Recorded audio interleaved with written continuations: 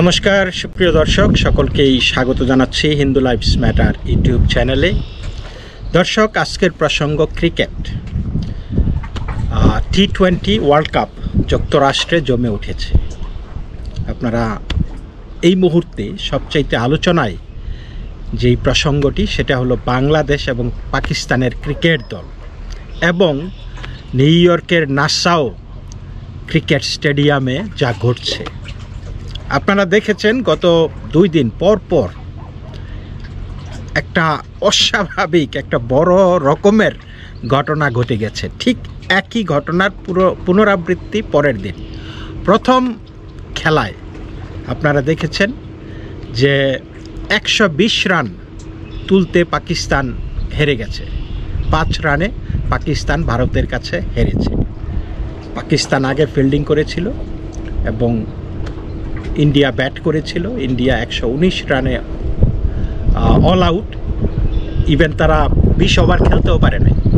পরবর্তীতে পাকিস্তান যখন আসলো, তাদের নাকানি চুবানিটা আমরা দেখলাম এবং ঠিক একই ঘটনার পুনরাবৃত্তি ঘটেছে পরের দিন। যদিও আমরা এই খেলাকে নিয়ে অনেক দোয়া দরুদের কথা অনেক দিন ধরেই শুনে আসছি। বাংলাদেশের অধিনায়ক বলেছিল যে বিশেষ করে আমেরিকার বিপক্ষে যখন বাংলাদেশ হেরেছিল, তখন তাদের বক্তব্য ছিল যে আমেরিকাতে 7টা দেশের প্লেয়াররা খেলে, সুতরাং তাদের সাথে জিততে হলে আমরা অনেক বেশি দোয়া চাই, দোয়া ছাড়া জিতা যাবে না। এবং ঠিক একইভাবে হৃদয়, বাংলাদেশের প্লেয়ার, তিনিও বলেছিলেন যে এই খেলা দোয়া ছাড়া সম্ভব নয়, কোনোভাবেই সম্ভব নয়।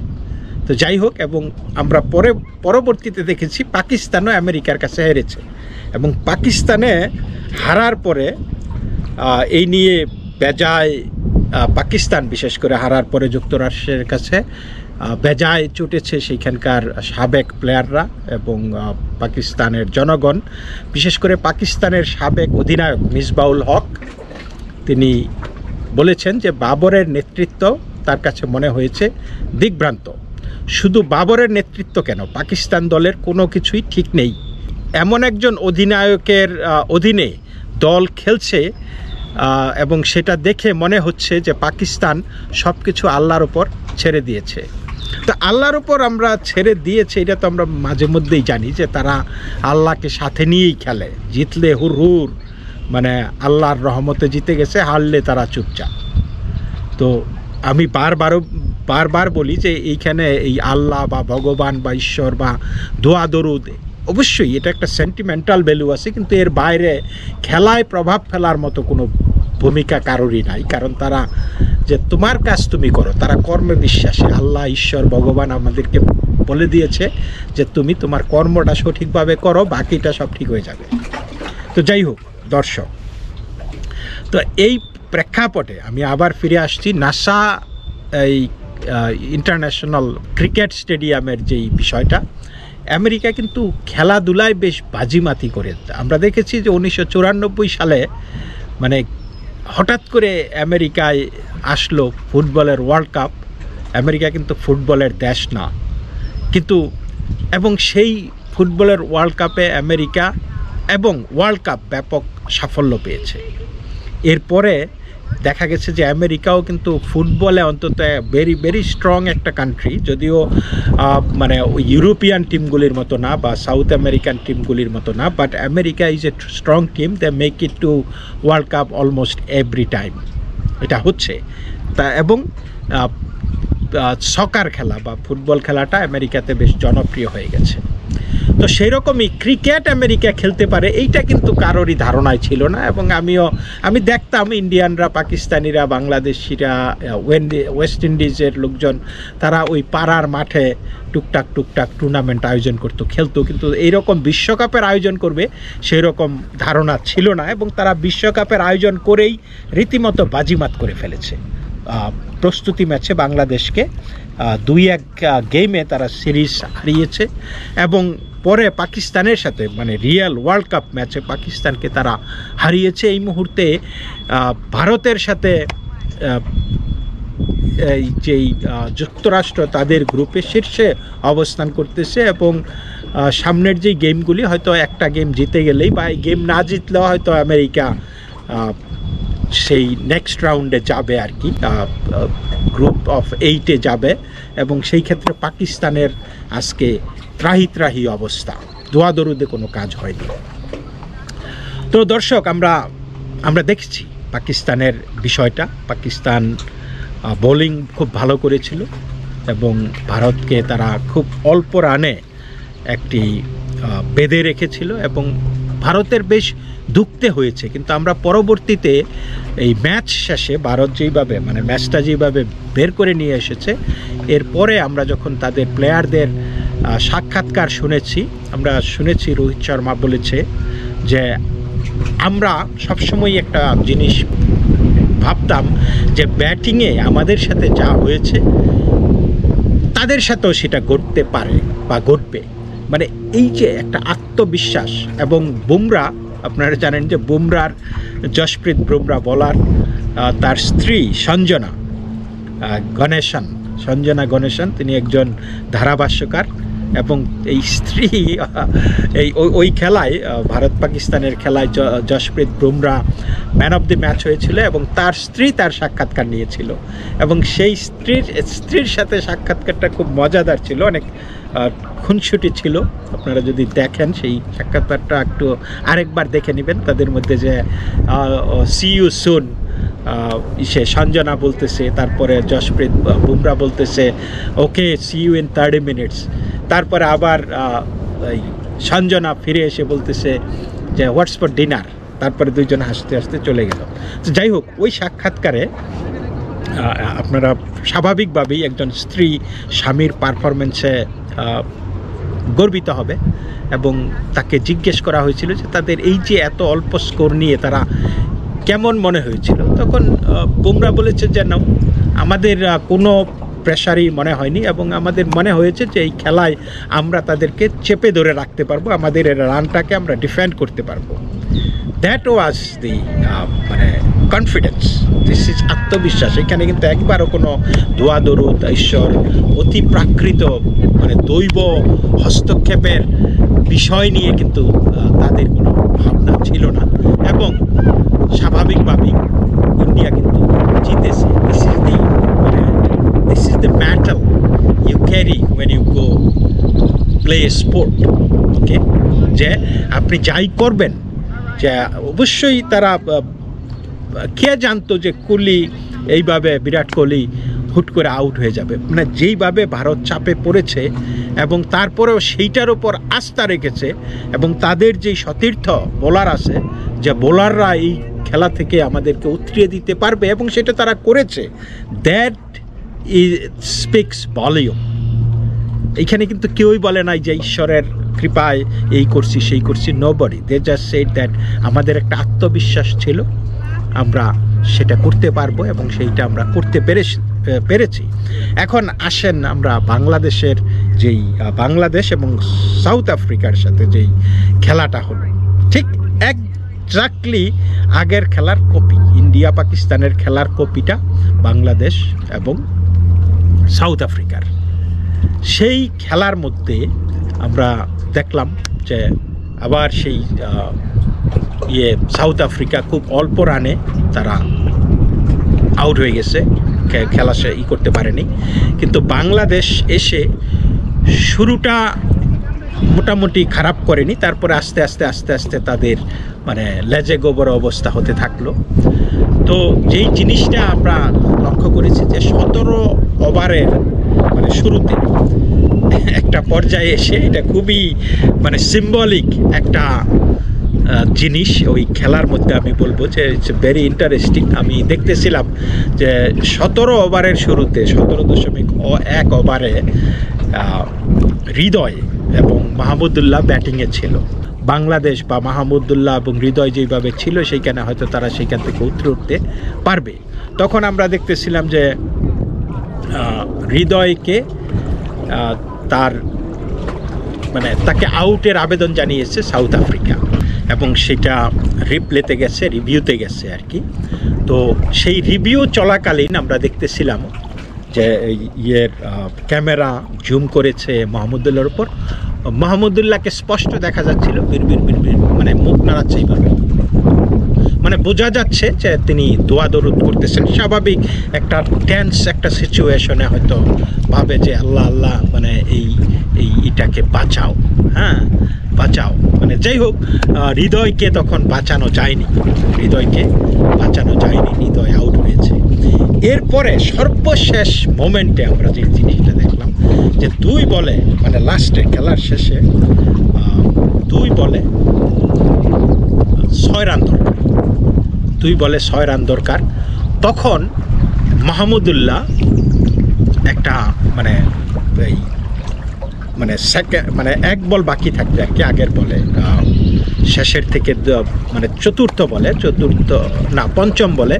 পঞ্চম বলে মাহমুদুল্লাহ একটা মানে বেশ জোরে 6 মারার চেষ্টা করেছিল এবং মানে we were holding our breath যে ওয়াও মানে বাংলাদেশ জিতে যাবে, এবং ভাবছিলাম যে বাংলাদেশ মানে ভাল লাগতেছিল যে ওয়াও মানে বাংলাদেশটা জিতছে, এইবার জিতে যাচ্ছে সাউথ আফ্রিকার বিরুদ্ধে। এবং সেই 5ম বলটা যখন মারলো মাহমুদুল্লাহ, ইট look like it was going মানে ওভার দি বাউন্ডারি, 6 হবে এবং বাংলাদেশ জিতে যাবে। কিন্তু একদম মানে একটা খুবই দর্শনীয় খুবই এক্সাইটিং একটা ক্যাচ নিল সাউথ আফ্রিকার এক প্লেয়ার, একদম মানে বাউন্ডারির কাছাকাছি 2-3 ফিট দূরে থেকে সে ক্যাচটা নিল। এবং আমরা দেখলাম মানে আপনারা দেখেছেন যে মাহমুদুল্লাহর মাথার মধ্যে হাতটা এইভাবে পড়েছে, বিশাল গ্লাভস হেলমেট পরা এইভাবে হাতটা, মানে আসলে that is the sentiment the whole country showed. আমি বলবো যে ওই মুহূর্তে যে শেষ, সব শেষ, মানে যে আল্লাহ এটা কী করলাম, মানে এই জিনিসটা একটু মানে, এবং অনেক দূরের থেকে এসে দৌড়ে এসে সেই ক্যাচটা ধরেছে, এবং এই ক্যাচটা মানে অনেকের পক্ষেই কিন্তু ধরা সম্ভব না, কিন্তু সাউথ আফ্রিকার প্লেয়ারটা ক্যাচটা ধরেছে এবং মাহমুদুল্লাহর তথা আমাদের সকলের মাথায় হাত পড়েছে। তো যাই হোক, খেলা পরের বলটাতে তাসকিন আহমেদ কিছুই করতে পারেনি, পরের বলটাও খুব ভালো ছিল, ফুল টস ছিল, কিন্তু সে সেটা সুযোগ নিতে পারেনি, বা এটা ভেরি রিস্কি, মানে লাস্ট বলে 6 run it's not lot of time, it's not possible. যেমন ভারত এবং পাকিস্তানের সাথে খেলায়ও লাস্ট ওভারে বোধহয় মানে কত 17-18 রানের প্রয়োজন ছিল, অনেকেই মানে কেউ নিতে পারে আবার মানে, but these are very difficult. এবং আপনাকে যখন যে কোনো এররের জন্য যখন স্কোপ না দেওয়া হয়, you have no room for mistake, তখন এই জিনিসগুলি আরও বেশি কঠিন হয়ে যায়।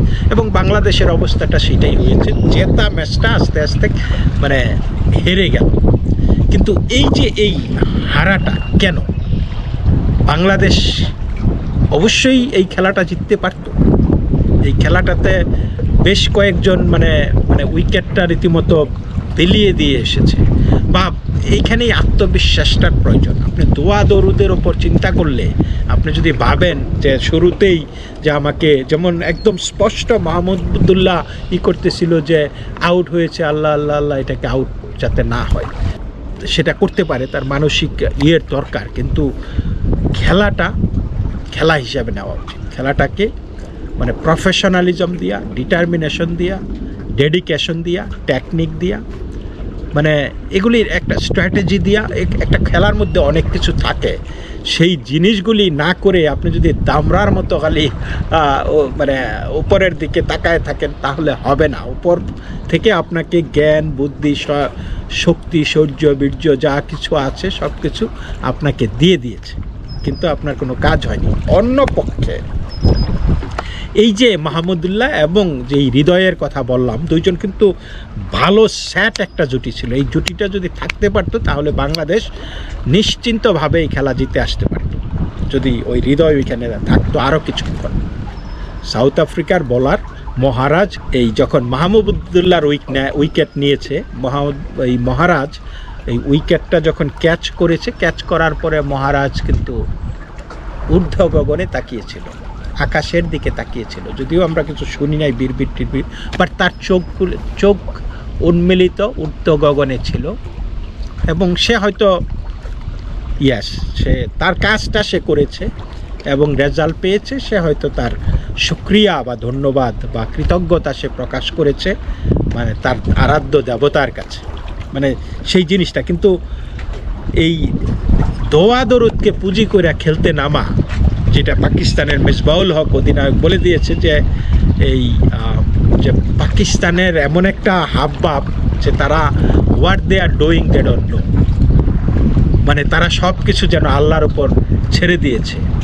তো দর্শক, পাকিস্তান যে কীরকম দোয়া দরুদের ওপর নির্ভর করে এবং একই সাথে বাংলাদেশের দলটিকে অলরেডি মায়ের দোয়া বা আম্মার দোয়া নাম দিয়ে দিয়েছে অনেকেই। এবং এই পাকিস্তানের এই যে বর্তমান বিশ্বকাপ যেটা চলছে, চলমান বিশ্বকাপে পাকিস্তানের পারফরমেন্সে হতাশ হয়ে পাকিস্তানের জাতীয় দলের সাবেক ওপেনার শাহজাদ বলেছে যে আজ রাতের ফল দেখে সত্যি খুব হতাশ হয়েছে। এই পিচে 120 রান তাড়া করা উচিত ছিল, অনেক ডট বল হয়েছে এবং অহেতুক চাপ বাড়ানো হয়েছে। এখন আমাদের শুধু হিসাব করা আর প্রার্থনা করা ছাড়া আর কিছুই বাকি নেই।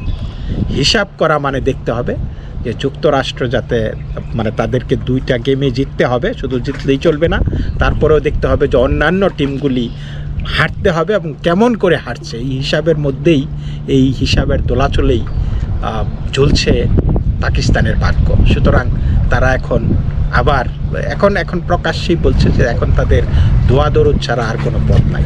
তো বাংলাদেশের সামনে হয়তো এখনও আশা শেষ হয়ে যায়নি, বাংলাদেশের আরও গেম বাকি আছে এবং বাংলাদেশ অলরেডি একটা গেম জিতেছে, যেটা শ্রীলঙ্কার বিরুদ্ধে, which is a positive for them.